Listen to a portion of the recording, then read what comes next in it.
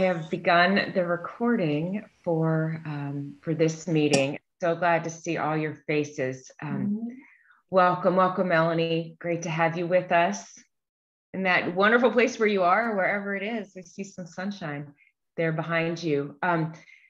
You have joined the Mixed Province 4 and 5 Christian Care Network meeting. Today is something, August 2nd already. Sorry, that took a minute. And as you probably just heard, the speaker lady, this meeting is being recorded for our friends who are not able to join us today. And it's good to see such a mix of both provinces and so many folks that are interested in Christian care. We are happy to welcome Phoebe Chatfield. And I think we may have lost Melanie, possibly having seen your face, Phoebe. She went back to whatever fun outdoor adventure she was doing. Out at the big gathering of the Poor People's Campaign in Washington, D.C. today. So I told her that I was coming to meet, and she said, the Zoom meeting isn't going to work. I'm so sorry. The sound where I am is too loud. So she knew it would be too disruptive here. But, well, that's good though, right? That they're rallying with some vigor. So. It's a really important day there because of the eviction moratorium expiring, as well as some of the other efforts that the Poor People's Campaign is working on. So we'll get a full update from Melanie on that later. And she was excited to hear that you all were convening for this planning. So. Well, it would have been lovely to have her, and it's lovely to have you. Thank you for joining us. So as you probably saw in the reminder email that went out last week, we're so happy that Phoebe was able to join us this morning. The main things that we'll talk about with Phoebe are the upcoming season of creation and how we're working to bring that to life in the Episcopal Church. And then also the United Nations climate change, I forgot the noun that I'm looking for. I wanted to say Council on Climate Change, but Conference of Parties. Oh, thank you. It's Monday, and I didn't even know what the date was. So thank you, Sherry. Conference on Climate Change that's taking place beginning at the end of October through the early part of November. What that means for us as a church. What does that mean for you or the people that you know who are active and impassioned about the work of creation care? And then, of course, our time for discussion and sharing of ideas, and then the basic the monthly rundown of upcoming events that you all might be interested in, coming from me and Jerry. This is meant to be a discussion, and what we're really hoping for is that you guys will come away from this conversation with ideas about what you might do and feeling really excited about what's coming up in the next couple months for the church. And so with that said, let me ask one tech question for Phoebe. Do you need us to share a screen for you? And what might that be if you do, or are you going to do it yourself? And do we need to say anything about chat in the way we want to run conversation? Oh, Jerry, you're so good keeping me focused on tech. So organized. Not my. Well, I see that I am now the co-host. Okay. So if we do get into the details of any of the resources that I'm talking about, we can pull those up. I didn't build a slideshow, but I'm happy to screen share some of the websites or resources that we're talking about today, or have other people share if they have anything that they want to screen share. And as far as the chat, I think, and Phoebe, I'll leave this up to you, but it seems to make sense with such a small group. You know, if you have a question, you could just unmute yourself and ask it. But if you're more comfortable just typing it into the chat, I can keep my eyes on that as well. So totally. And do we have time to do really fast introductions, Catherine? Sure, absolutely. Yes, let's do some very quick introductions. What would you like to hear from people? Name, diocese. Yep, diocese or location. Maybe just that for now, so that we can have more deeper back and forth in a minute. But I'm Phoebe, I use she, her pronouns. I live in Richmond, Virginia, and I'll pass it over to Heather. I'm Heather, I'm the coordinator of Province 5, and I live in Michigan. Pam Harris. I'm Pam Harris. I am a member of our Diocesan Commission on Creation Care, and I live in Valparaiso, Indiana, most of the time. Right now, I'm in San Luis Obispo.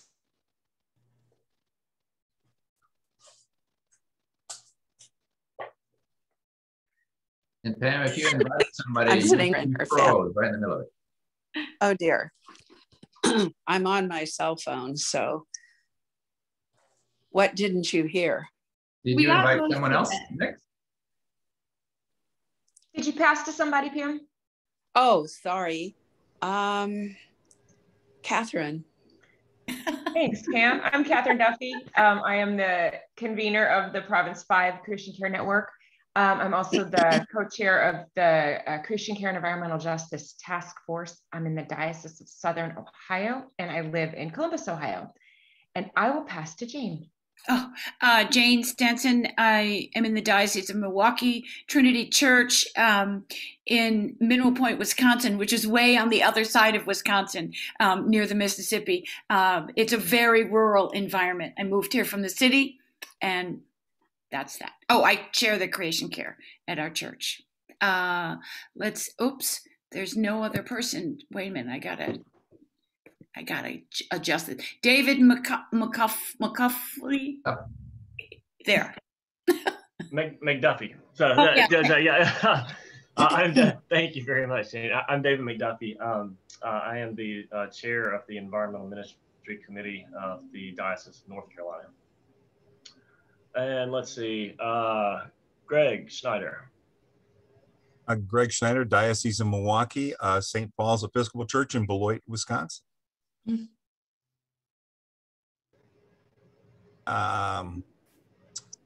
Dave Thompson. Dave Thompson. I am the co-chair of the Native American Ministries Council, Christ Church, Cincinnati, Diocese of Southern Ohio. And what's in back of me is the Church of the Good Shepherd at Window Rock, New Mexico, or Window Rock, Arizona, actually. And that's one of the places that we get to visit when the COVID goes away. Christopher Beasley. Hi, I'm Christopher Beasley. I'm the rector at St. Peter's in Lebanon, Indiana, from the Diocese of Indianapolis. And I will pass it to Mike. Thank you, Christopher. I'm Mike. I'm a layperson, Cincinnati, Ohio, which is southwest corner. And the program I've been most active in is Gleaning, and I thank Phoebe and the Creation Care movement for helping launch that. And off to Ken Wright. Hi, I'm Ken Wright, Southern Ohio, also a member of the Creation Care and Environmental Justice Commission, and live in Cincinnati. Kevin McGrain, would you take it away? My name is Kevin McGrain. I am the rector of Trinity Episcopal Church in St. James, Missouri, located in the Diocese of Missouri, and I am the chair of the brand new Creation Care Ministry in the diocese. And I'm not quite sure who to pass it on to because I'm new here. I'll take it. Just okay, thank you. Yeah, I'm Jerry Capel. I'm a priest in the Diocese of Kentucky, and and convener of Province 4 Environmental Ministry. And the Diocese of Kentucky is just now firing up a creation care ministry through the Committee on Peace and Justice. So I'll be kind of on point for that. So that's good news for them. So Carl Siegel. Carl Siegel. I'm at the Church of Nativity in Raleigh, North Carolina, Province 4, Episcopal Diocese of North Carolina. And I'll pass it on to Nell Joslin. Hello, Nell Joslin. I'm in Raleigh. I'm on the same committee, diocesan committee with Carl and David McDuffie. And I'm in Raleigh, Christ Episcopal Church. Pass it on to Joe. Have you introduced? Deacon Joseph Clavijo. Everybody knows me as Deacon Joey. I'm a diocesan deacon and chair of the Bishop's Environmental Commission in the Episcopal Diocese of Louisiana. And I'll pass it on to my friend Leela Lowe. Thanks, Joey. My name is Lela Lowe, and I'm in Mobile, Alabama, and that's the Diocese of the Central Gulf Coast. And I will pass it on to, how about Heather, Province 5?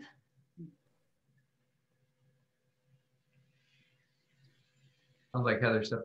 Heather may have stepped away. Heather is the coordinator of Province 5 and the brains behind this entire operation. I always forget which, she lives in one diocese and she's canonically resident in another diocese. So I live in, I live. Oh, there she is. Actually resident in Eastern Michigan.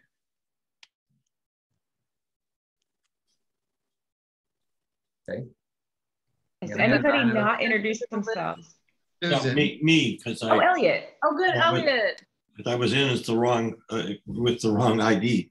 Yeah, I'm Elliot Bush. I'm the resident creation care gadfly at St. Stephen's Episcopal Church in Southern Ohio. So who's left? I'm Susan Adams, and I'm from Beloit in the Diocese of Milwaukee, and it's St. Paul's. And I don't know if we have a diocesan creation care. Do we, Greg? We can't hear you. You're muted, Greg. You said you said no. Okay. And Jane would know, maybe. I don't know. I don't know. I don't Jim know. Morganson. So I'm Jim Mogensen from the Diocese of Michigan, and I go to St. Aidan's Episcopal Church in Ann Arbor, Michigan. All right. Anyone? Allison. Oh, Allison. Allison Ricker at Christ Church in Oberlin, Ohio. And I'm actually much more focused on searching for a rector right now. Well, find one that cares about Christian care. That'd be great. Yeah. do both at once. That's awesome. Is that the end of our August group introductions? Because that's a fine group you got here. Amazing group. So wonderful to see some familiar faces. Some of you who I had a conversation with about a year ago about the Season of Creation 2020, if you'll remember, and did some planning then. And also really exciting to see that the more people from Province 4 from Province 4 as well as 5 really making this the joint province call. So many people working across so many scales in the Episcopal Church, whether that's parish, diocesan, province. I spend my day job time working for the presiding bishop's office, as I think Catherine mentioned in her introduction. So working under presiding bishop Michael Curry, who has made care of creation one of his top priorities in his time as presiding bishop, and working with Melanie while she's not at Poor People's Campaign protests on this. And I have a couple things to share that we're working on, but we have no illusions that what we're doing is leading the way. We look to all of you for actually leadership and guidance on where the church is going on this issue and where we need to be going. And so I'm excited to hear what you all are thinking about as much as anything. And, then just on a personal note, I think this past month even has been a really terrifying time to be a person who cares about climate change. I'm sure I'm preaching to the crowd on that, but it has been really terrifying to see extreme weather events that were not predicted to be happening at this pace, happening all the more rapidly, at the same time as things like the eviction moratorium are expiring. And we know that so many of our neighbors are more vulnerable to things like houselessness and violence than they have been in a long time. So I'm so glad to be with people like you who are working on this issue. And I think that as people of faith and as Episcopalians, we have a really important role to play in this moment, voicing to what is possible even in the face of great adversity. So very glad to be here. Catherine, do you have a preference on if we start with COP or the Season of Creation? No, ma'am. We'll follow where you lead us. Let's see. I think we'll probably have more to say about the Season of Creation. I don't know if that means we should do it first. Maybe it does. I'm going to just put in the chat for you all the Season of Creation resource page that we have right now on the Episcopal Church website on the Creation Care section. And maybe this will be a time that I actually will make use of my ability to screen share, if that works for you all. Sure.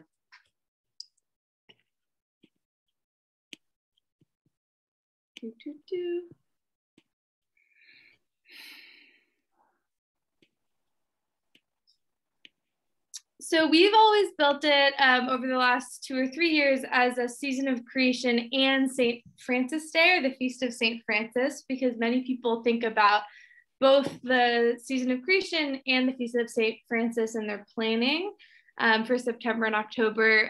You may already be doing this. The season of creation as an international event or season celebrated by Christians all around the world is coordinated by an organization and has historically had a lot of leadership from the global Catholics all over the world. But since 2017 and before has had quite a lot of support from the Anglican Communion. And we were hearing a strong call from our Anglican partners around the world to participate in this. As well as Episcopal Bishop Mark Andrus from the Diocese of California has been on the board of the Season of Creation for a long time and participates in writing and shaping this.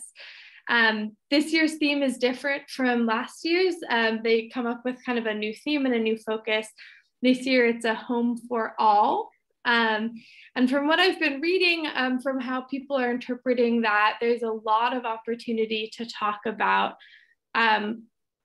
our planet as a shared home that we have a shared commitment to and a shared vulnerability to when it is put into crisis and threatened, as well as to talk about the deeper dream of building beloved community where everyone has a home, where everyone has safety and a place to be. And so we included that resource as well as some of the Episcopal-specific liturgy resources if people are planning those. And those are available in English and Spanish if that's relevant to your communities. And then as well as some Feast of St. Francis resources. So many of you were, around last season. My sense is that it's, some Episcopalians are using this as an opportunity to do something small. Others are using this as a way to say, here's what we were already planning to do on creation care, but now we're gonna sort of announce it with an added fervor because it's the season of creation, like if it's Women's History Month and now, and this is why we're doing. So I think it can give an added reason to push for something outside of it being April or Earth Month. I think it's another season to really push forward these things. So does anyone have plans already in your diocese or parish that you want to share? And, go ahead.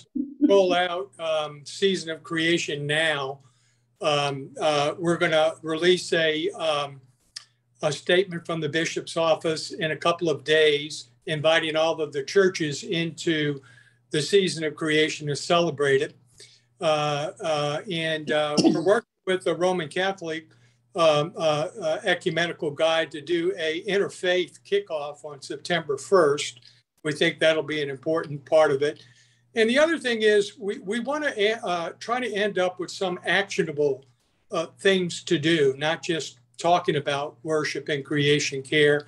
And I'm working towards, on the last week, introducing Sustain Island Home to some of those parishes that haven't seen it yet and see how many signups we can get. I know Mark Andrus is got another push coming out. We're one of 6 dioceses that are going to be part of that Sustain Island Home second push.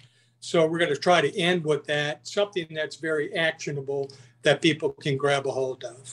So that's kind of like what we're up to in Louisiana. In Northern Indiana, we are still a brand new commission. We've only been in existence for a year.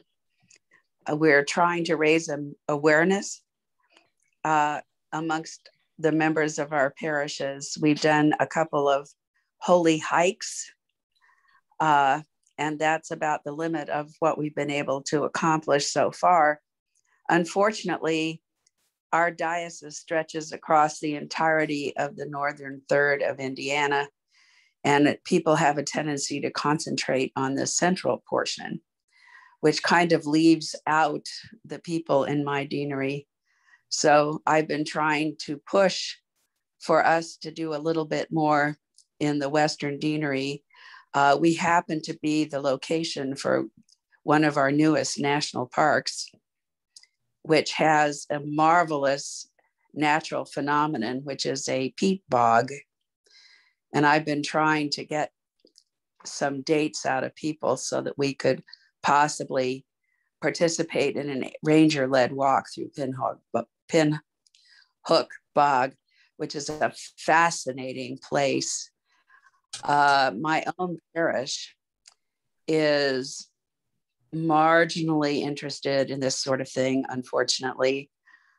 We have a community garden, and that's about the extent of it. Originally, we were going to landscape with native plants and dune grass and stuff like that, but the powers that be at the time that we built our new building decided we needed to have grass, and so that's what we have.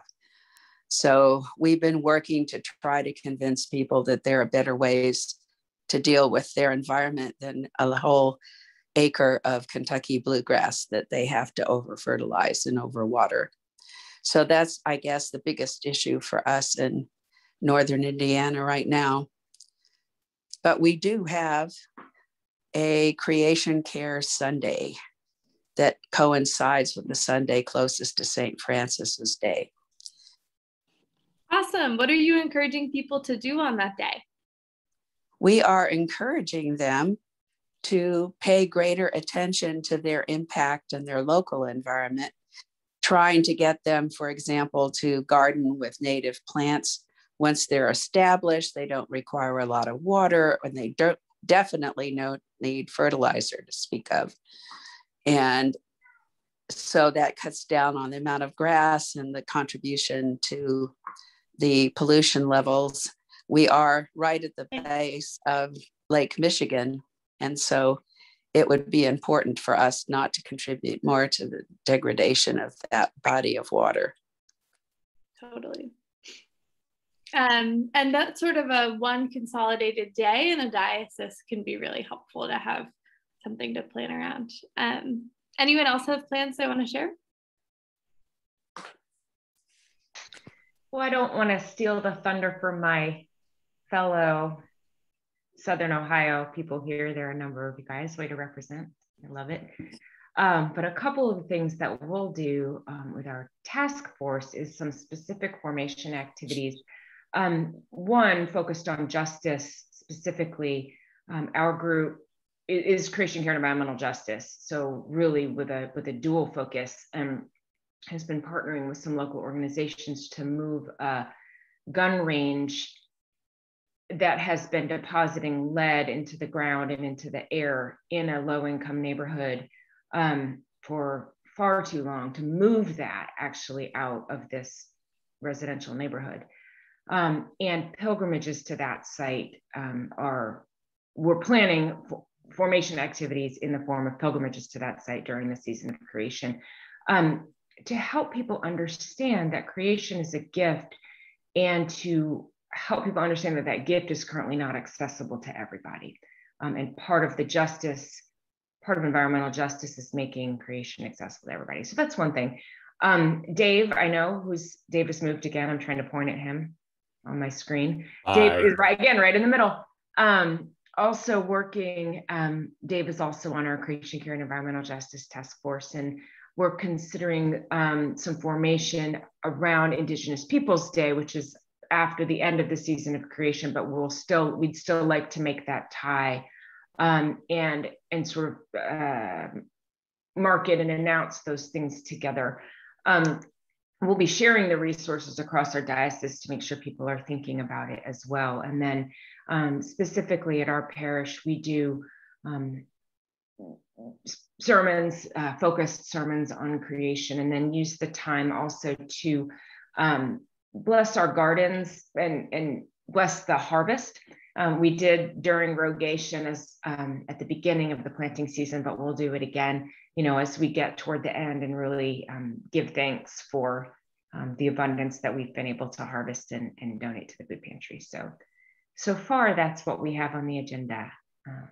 That's amazing. And I think if you haven't already, if it's possible to capture video footage or photos or something from that pilgrimage to the gun site that captures some of those issues that are being discussed, I think that's a really powerful story. And we Absolutely. could help spread the word, because there's a million versions of that in different neighborhoods, right? I had no idea lead was coming out of.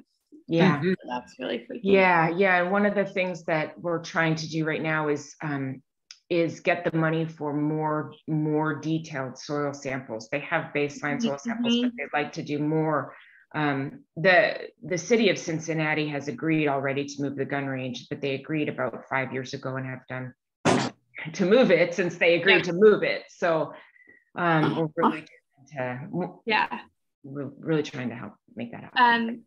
Two other brief notes. One, celebrating Indigenous Peoples Day, that's so important. And while it is after the season of creation, a lot of churches have actually been really foundational in pushing their local municipalities, towns, and cities to start officially celebrating Indigenous Peoples Day. And so now is a great time, if you're not already plugged in, to find out what's happening in your town or city around that and find out if it's being officially celebrated.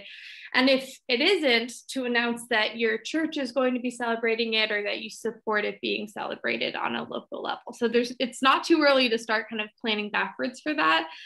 I think especially with everything that's going on right now with water protectors in Minnesota that are fighting the Line 3 pipeline, it's a really important time to be connecting the dots between Indigenous sovereignty and water issues and care of creation and all of that. And then the other point just being that program area that I work on for the presiding bishop's office is Good News Gardens, and I've seen many of you engaged in that space as well. And we are going to be supporting and doing some work around harvest celebrations in September and October and November as well. So I'm glad to see you're already planning that too. Thank you, Allison. I didn't have the date. Wonderful. So Catherine, did you pass on to someone else? Oh, no. I'll mention a couple things just as a priest. So I am going to go full bore into season of creation in September up to St. Francis. And by that I mean, because I can, being priest of a parish, tweak every piece of the liturgy I possibly can toward creation inclusion. So prayers to the people, and the music and the use of Eucharistic prayer C and D. In some ways, I think D is actually what's in creation authentic or creation inclusive of the four. And you can use some of those phrases in there to include, because there's opportunities to do some inclusion in Eucharistic prayer D. So for you priests on here, it's more like getting the church. For me, it's going to be getting the church to start working with its own words and language and music, to move toward its own conversion and repentance for that season of time. So I just want to throw that one out there.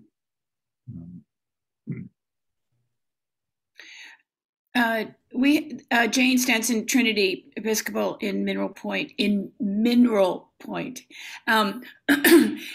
One of the initiatives that we're starting with the community is the fact that there was a lead mine here. The Cornish came here, the Cornish came here in the 1800s to extract the lead. That took 20 years, and then many of them left. And in the lead mines were huge zinc deposits, and the speculators and the investors came in and created a zinc plant with huge, it was devastating, and our Brewery Creek ended up turning red. About 10 years ago, the community decided to cover over all of the information on the zinc plant and the pollution and the environmental degradation. And they have covered it. They've covered everything over. There's a cheese trail now where you can walk or ride your, whatever those funny little things are that people are riding along. The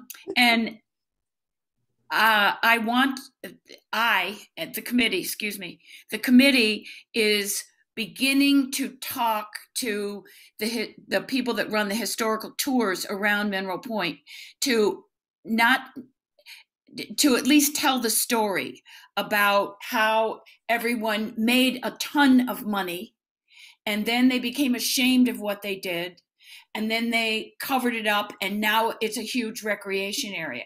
I actually think that's a brilliant story. This is part of the local environmental history that somehow Jerry I got involved in, but I discovered this. I didn't even know this until I got into the archives in the library. Anyway, I've talked too much, but I'm excited about trying to get that to work for the community, not just Trinity, the community.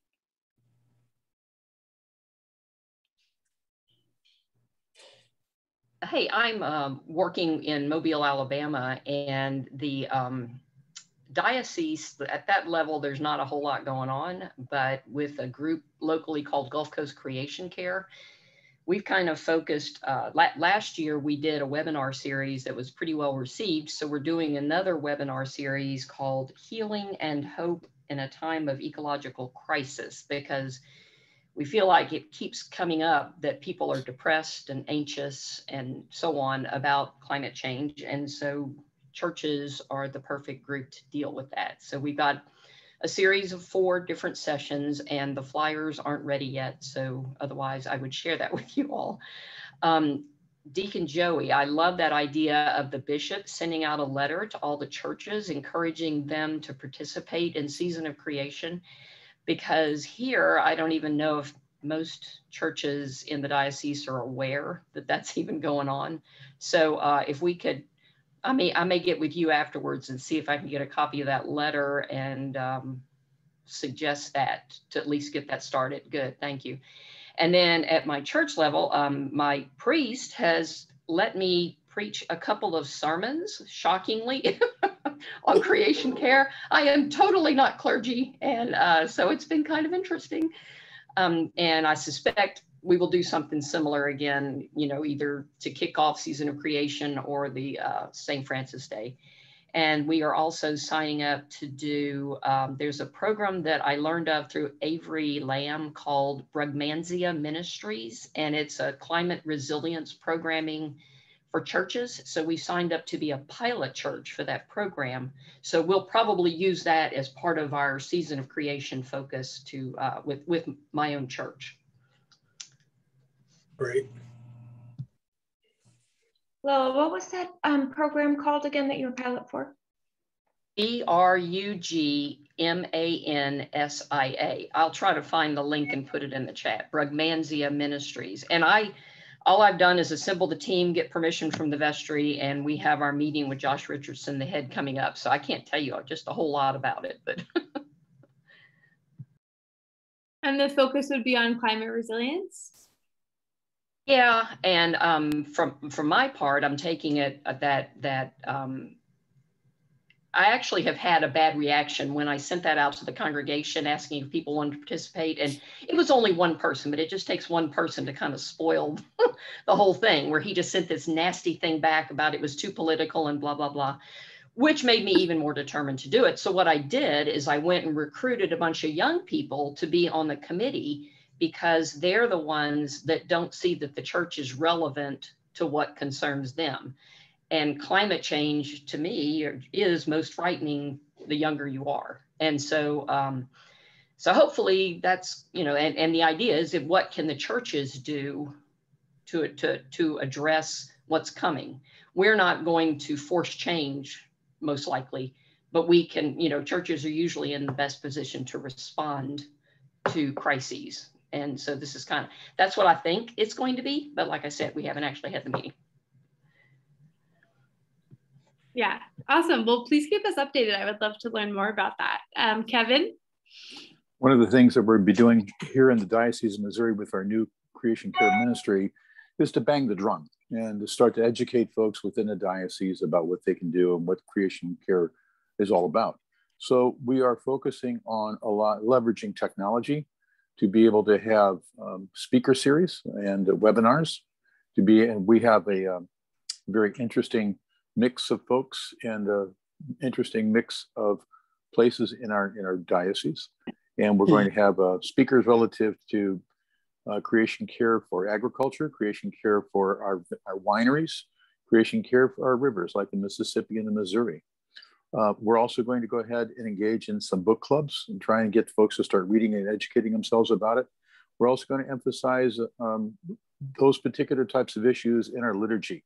We're going back and examining the liturgies that was approved by the National Convention relative to updated on liturgies for creation care and other things. So we're going to be instituting those in our various parishes across the diocese. So we're on an educational campaign because it's relatively new to our diocese, and we hope to be able to incorporate those things in what we're doing.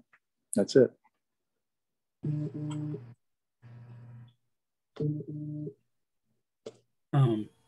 So in Ann Arbor, a couple things of happening. You know, we had the surge in the spring when most of the country didn't have the coronavirus. So we're just now re-entering our space, and our space has a natural habitat. Most of the property is a natural habitat. We have a trail and a number of other things in rain gardens. So we're using the season of creation to kind of re-enter as people come back onto the campus and participate in church. And we have what's in this area is called the Faith and Food Garden, which we kind of created to help with the local. So churches throughout all of Ann Arbor are doing this, and so we've been harvesting that. And we're also working on potentially putting solar panels on the church roof. It's a small lay-led congregation, so everybody is kind of, and we have sort of a more creative, robust liturgy. But and we're just kind of allowed to. They've kind of, don't ask, don't tell. We're not quite just on the prayer book, you know. So my wife is using a lot of different. She's helping with creating the liturgy. So we have you know, so some of that work. So I'm looking forward to the resources that you can use to incorporate that in the season of creation part of it. So we'll just kind of incorporate that. And then our diocese, the Diocese of Michigan, has a group called Covenant 5, which is on the 5th Baptismal Covenant. And we've been able to secure over time small grants that we can give out to people working on initiatives in congregations. And we found this is very helpful. You know, people have an idea, they want to do something, and then they have to figure out how to do it. And if it's any bigger, so we were able to get a small grant from the diocese, and one of our parishioners is reaching out to some high school students to incorporate that into some of the work we're doing.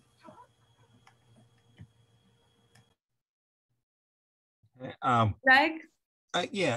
Greg, deacon at St. Paul's Episcopal Church in Beloit.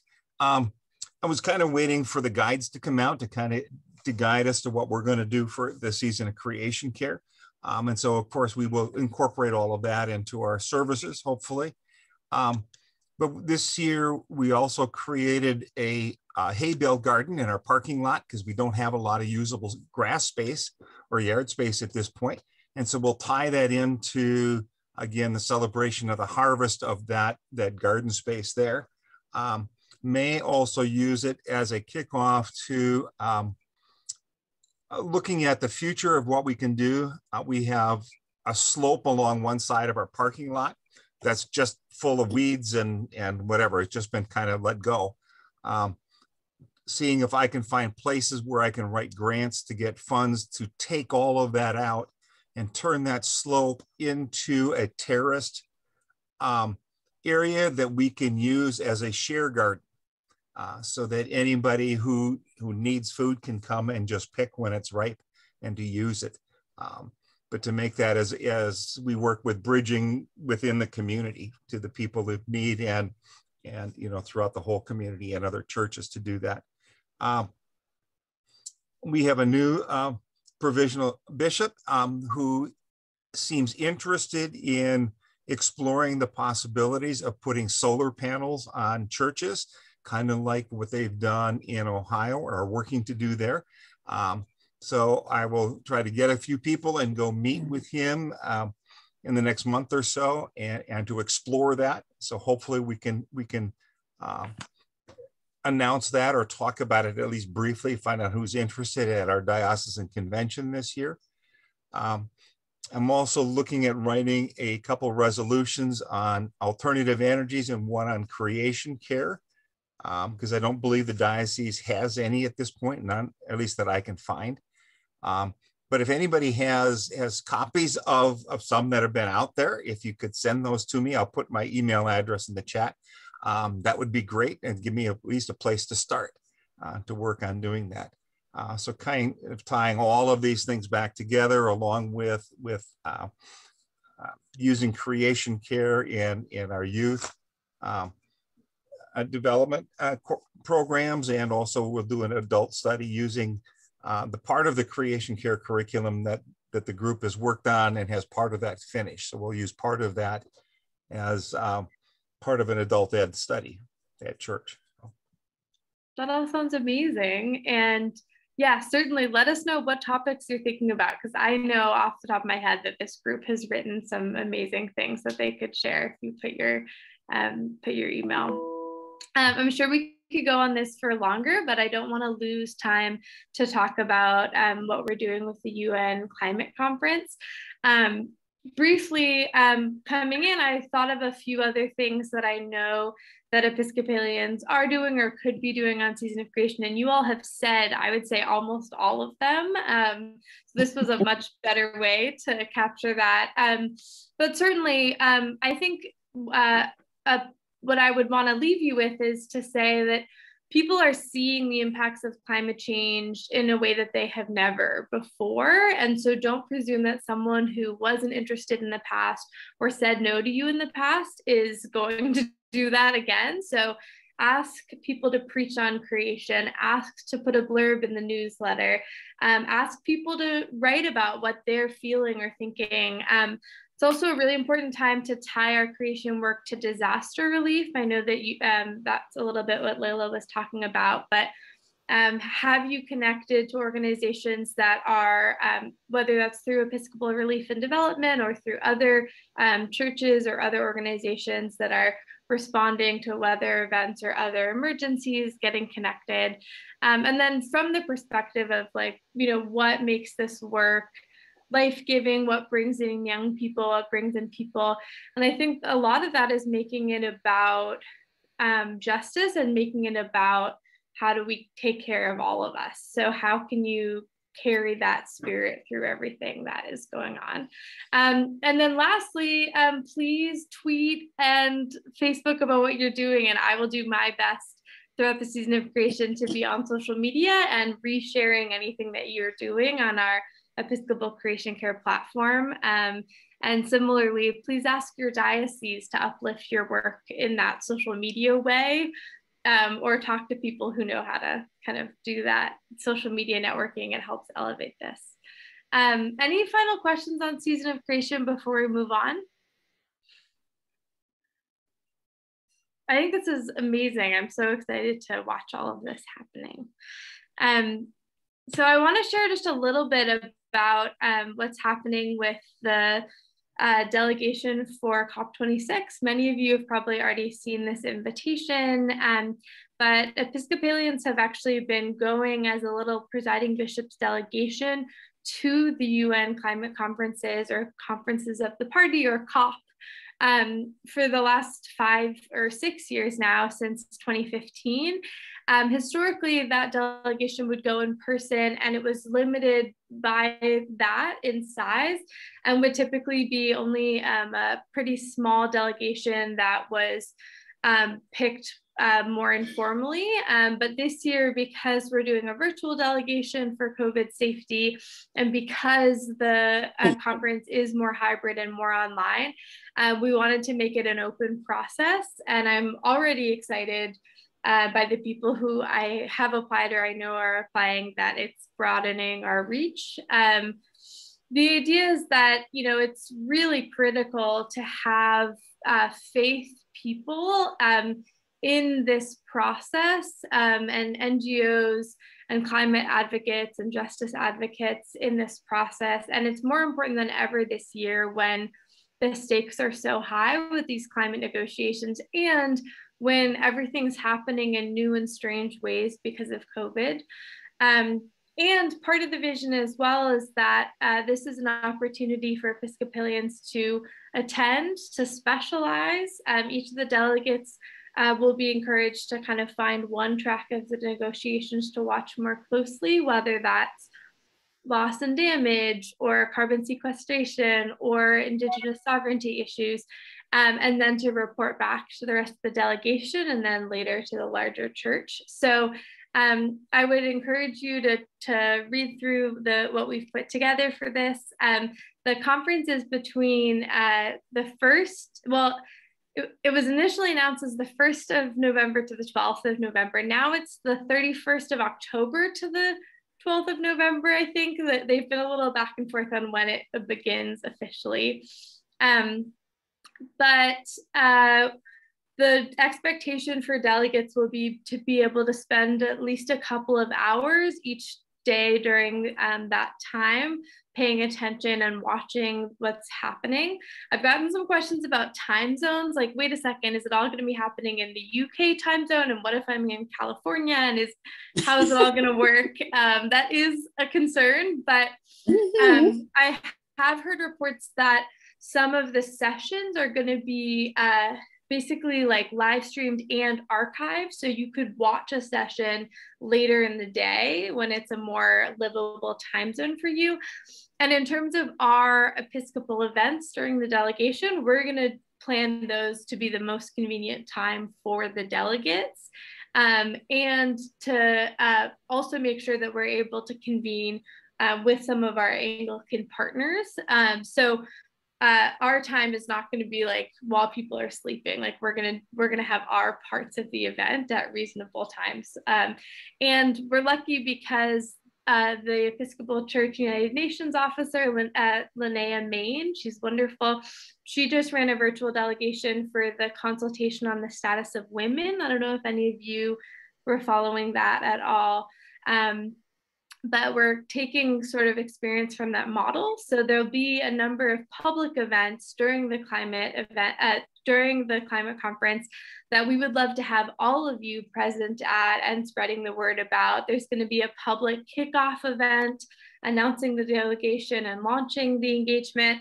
There's going to be a public worship service event during the climate negotiations at some point in that 12-day window. And there's also going to be a closing event afterwards to kind of close out the delegation and to finish that report back. And so all of that will be open to everyone. Please pass along the application to anyone that you might know who might be interested in. I think Catherine said this in the email, but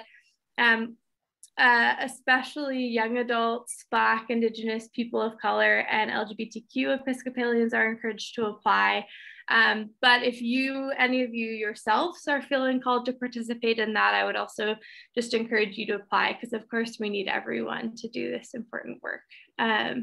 And, you know, at the very least, I would ask you to pray for progress in those negotiations and for you know, substantial action, because it is looking pretty dire with that situation. So thank you. Catherine, did you have any questions right off the bat about COP? Actually, I had one more thing, if Jerry wouldn't mind adding the invitation to share the music. Oh, yes. Yeah, that's a wonderful thing. Yeah. Yep, I had actually pulled that up for that very purpose. And so, well, let me take an advantage here then. So Phoebe, when you say apply, does that mean that there are criteria by which people will be chosen, and is there a limit to the number? How does it work? That is a great question. Yes. So like I said in the past, the delegation in the past has been very small, 4 or 5 people chosen kind of informally. This time we're doing an application process so that anyone who might not already be connected can apply, but there is going to be a set number of delegates selected. I don't know the official number. I think it's going to be on the realm of 10 to 14. Oh, so that's a very small number. Yes, and they are thus like sort of a part of official presiding bishop's delegation to the United Nations, and have a certain kind of a virtual accreditation in that way. It doesn't limit all the people in the Episcopal Church and beyond who can be focusing on COP and engaging with COP in a myriad of ways, but it's a way for us to, basically have a delegation in a similar way to we would as if we were all traveling out there, though in this weird virtual world. Okay, thanks. That's important. Let me share a screen real quick because I just had this site up. So also, in a way that's interesting to participate is if you have musical capabilities, they're wanting to collect and assemble as sort of an online musical piece for COP26. And so they say, record yourself, friends and family, and send us a performance, and they will bring it to the event, make it available for folks there. And so this website that I've posted in chat is instructions on how to do that. So that's another fun way to show up there. And so, yeah, we were asked to kind of spread the word on that as well. So, all right, I'll stop sharing.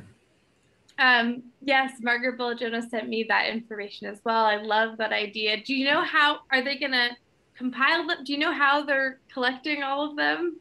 I don't. I just, same with you. She wrote and they said, yeah, sure, we'll get that out there. But I have seen in the last year just some of the most incredible videos that bring together different people singing into one space. It's amazing. Yeah. Like sofa singers? It's sofa singers. I don't know if that's the plan, but that would be cool. Ken? Yeah, I just was wondering whether there's going to be some sort of a planned mechanism of feedback, since there, like you said, there can be 10 or 15 delegates. It would be nice if what they see and hear and do could be fed back to the larger community here. I just curious whether there's been any planning on that's going to happen. Yeah, and if you all have additional ideas, please let me know. Like I said, sort of following the model of what Linnea has done with some of her other United Nations work, there's going to be a specific blog being run through this time where delegates will be encouraged to write about what they're witnessing and sharing those in a regular way.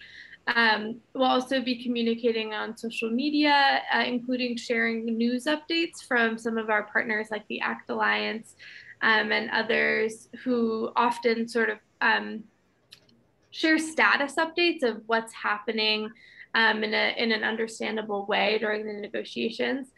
And finally, there will be that closing event where we'll be talking about and wrapping up on the end of the negotiations. So that's what we have planned so far. There might be more planned as well. And I'll try to, via Catherine, let you all know. Carl's got something, got his hand up. Yeah, I was just, I thank you so much, Phoebe, for that update on COP26, which is probably, in my mind, one of the most important things that is going to happen and the rest of this year. And I was wondering if there's going to be a forum for a way that all of us can insert or give information. I hope we have a very strong voice from our delegates at this event, but those of us who can't be delegates for time or whatnot, will there be a way that we can communicate our concerns? The other question is, do you have any idea when the scientific report is going to be available? The speculation is that the scientific report is going to say that we are on track to reach 3 degrees above centigrade. You mentioned dire. I know that we probably don't want to get into doom and gloom here, but this is very serious. And we really have to have some commitment from the countries that are participating in this their feet have to be held to the fire, basically. And we've got to get something done right now. Totally. And we know that as the US, our country has been the barrier to passing binding commitments for a long time, or one of the barriers. Yeah, last I heard there was talk that the science report could come out on August 9th or 10th. I'm not certain that it'll be that soon, but I had seen something, I think on Twitter yesterday even, that it was potentially coming out that soon. It is going to be a pretty harrowing report, in my understanding. And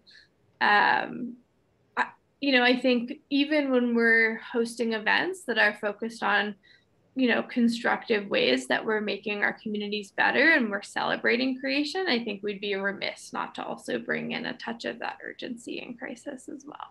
So we could go on about that all day, but I know we're at the end of the hour.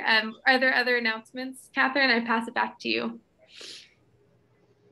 No, well, there is one more, but really, I just really want to thank you for all the time and information that you shared with us. It's just incredibly valuable. Very quickly, unrelated, the Center for Religion and Environment hosts its monthly webinar. We're beginning our fall series on Thursday, the 26th of this month, August. And I believe, if I'm not mistaken, Jerry, I think it's your day, right? It is. You are hosting that. Do you have a second to drop the link into the chat and for anybody that's interested? We'll also make available to you all the sign up as it becomes available. I think as of this morning, we haven't set it up yet. And then, okay, I just see the little bit in chat. Phoebe has put her email address too for any follow-up questions. And it is right at the top of the hour. So I think I'll just pause briefly and see if there are any closing thoughts or any thoughts that for the good of the group should be shared. Speaking of hearing none. May I? Yes, of course, Allison, please. I'm sorry, I was called away. I'm at work. CCL.US, the Citizens Climate Lobby, is in the middle of a campaign to contact our senators. We have a remarkable opportunity that we've been working for 10 years to get the Senate to pass a price on carbon in the US that will help bring down carbon emissions. And I just share that in case you want to take action on your own or share it with family and friends.